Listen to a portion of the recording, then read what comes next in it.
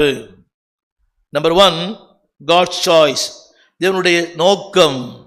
தேவனுடைய நோக்கம் என்ன தெரியுமா? புறஜாதிகளுக்குள்ளே நான் உங்களை ஆசீர்வதிக்க போகிறேன். விசுவாசிகள் எல்லாரும் சொல்லுங்க, புறஜாதிகளுக்குள்ளே. எந்த குடும்பத்தில் என்னை தூக்கி எறியப்பட்டார்களோ அதே குடும்பத்தில் கர்த்தரை உயர்த்துவார். யோசேப்பு எந்த குடும்பத்தில் தூக்கி எறியப்பட்டானோ அதே குடும்பத்தில் கர்த்தர் யோசேப்பை உயர்த்தினார்.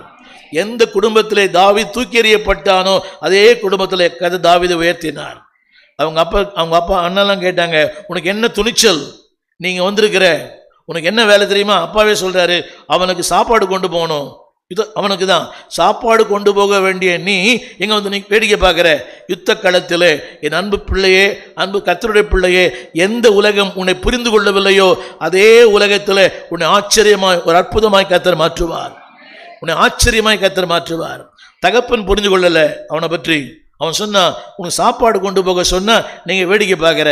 ஹலோ, ஆனால் தேவனுக்கு தெரியும், இவனுடைய அழைப்பு தெரியும், அவனுடைய உயர்வு தெரியும், அவருடைய மேன்மை தெரியும். திரும்ப சொல்லுகிறேன், உங்கள் மேன்மை உலகத்துக்கு தெரியாது, உங்கள் மேன்மை பரலோகத்துக்கு தெரியும். அதுக்கு கவலைப்பட வேண்டாம். உங்கள் மேன்மை உங்கள் பிள்ளைகளுக்கு தெரியாது, உங்கள் மேன்மை உங்கள் கணவனுக்கே தெரியாது, உங்கள் மேன்மை மனைவிக்கே தெரியாது. அது சொல்லும், இது பைத்தியம், எப்போ பார்த்தாலும் ஜபம் ஓடினே இருக்குது. ஒரு உங்கள் வீட்டுக்காரர் சொல்லுவார், இது ஒரு பைத்தியம், எப்போ பார்த்தா ஜபஞ்சன் ஓடி நிற்குது. உங்கள் மேன்மை உலகத்துக்கு புரியாது, உங்களை படைத்தவருக்கு புரியும். ஆமேன். யாருக்கு புரிதோ இல்லையோ, திரும்ப சொல்லுகிறேன், உலகம் உங்களை அற்பமாக எண்ணுகிறது சொன்னால் பரலோகம் உங்களை மேன்மை எண்ணுதுன்னு அர்த்தம். உலகம் என்னைக்கு அற்பமாக எண்ணுதோ, the world despise, புரியுங்களா? God exalt. உலகம் உன்னை அற்பமாக எண்ணுதுன்னா ஆண்டவர் உன்னை மேன்மை வைக்க போறாருன்னு அர்த்தம். கரங்களை தட்டி ஆமேன்னு சொல்லுங்க.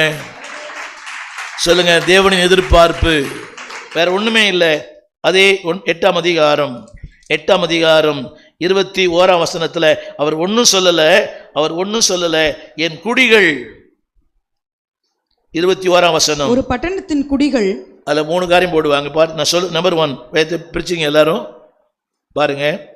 சொல்லுங்க, விண்ணப்பம் பண்ணுவது, கர்த்தரை தேடுவது, ஆலயத்திற்கு தீ விரிப்பது. தீ வைக்கிறது இல்லை, தீ விரிப்பது.